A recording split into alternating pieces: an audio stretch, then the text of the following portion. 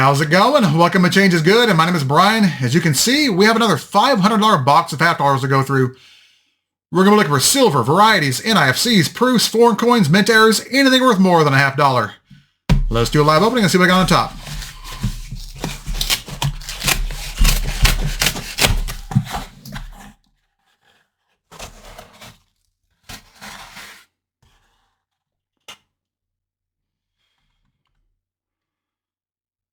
Nothing obvious. All right, now let's get into the rolls. Roll number 8. We have our first find of the box. It's an NIFC, or not intended for circulation, a 2012 Denver, mintage of 1.7 million. All right, we're on the board. Let's keep going. It's been a pretty slow box. We're on roll number 24.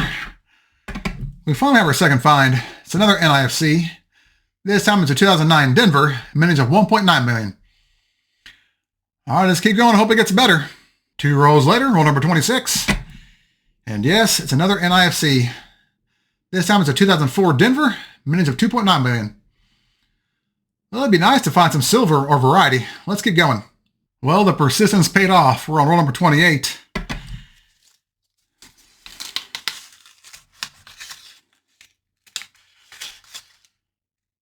And right there at the bottom of the roll, 63. I believe that's a Denver. I tend to find more 63 Denvers than any other year. All right, 90% on the board. Let's keep going. Roll number 32. We finally have a variety. Let's go to the scope. Here we have the reverses of 2 different 1973 Philadelphias. The top example is the regular die. The bottom example is a double dot reverse. Notice that the lettering's a little bit thicker on the bottom example, and the bottom serifs of the S's are rounded and widened versus sharp as they are on the top example. If you hold the coin upside down, you can see a pretty obvious split here at the bottom serif of the second S in the word States.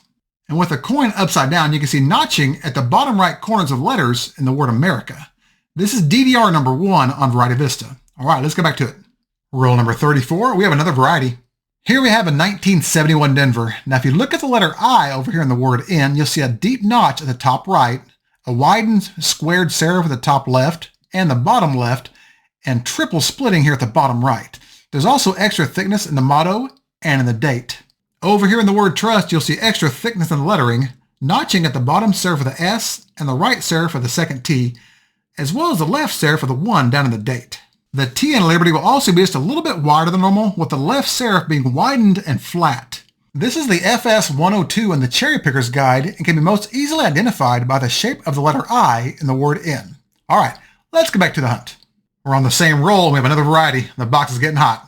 Here we have the reverses of 2 different 1972 Philadelphias. Again, the top example is the regular die. The bottom example is DDR number 1 on Variety Vista. As you can see, the lettering is a lot thicker, and the bottom serifs of the S's are rounded on the bottom example versus being sharp on the top example.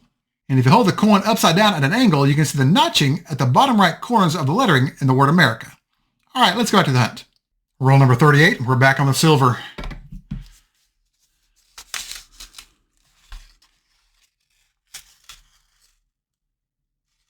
Looks like a 90, and it's got some worn edges on it, so let's see what we got here. Another Franklin. It's a Denver minted. 58 this time. All right. I'm loving this box. Let's keep going. Roll number 45.